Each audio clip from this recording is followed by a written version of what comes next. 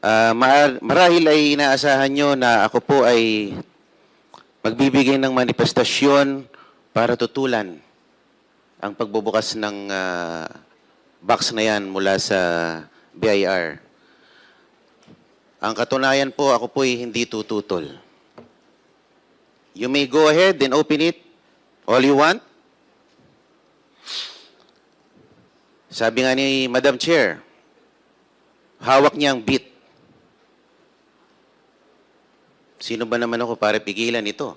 Sabi nga ng kanta, huwag mong bibitawan. Huwag niyo na bitawan yung box.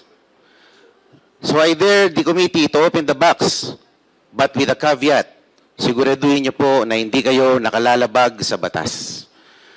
At sinabi rin po ni Popoy sa pelikula, I deserve an explanation.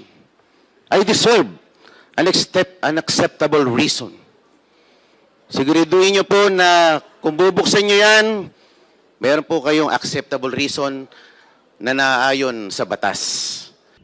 Madam Chair, just a very quick interjection. The Honorable Sendan is recognized. Pasensya na po kayo. Alam ko pong hinihintay ng taong bayan yung desisyon sa pagbubukas ng kahon. Pero may nabanggit po kasi kanina na popo at basya na line po si Representative Marcoleta. Inattribute po niya yung explanation, deserve an explanation kay Popoy.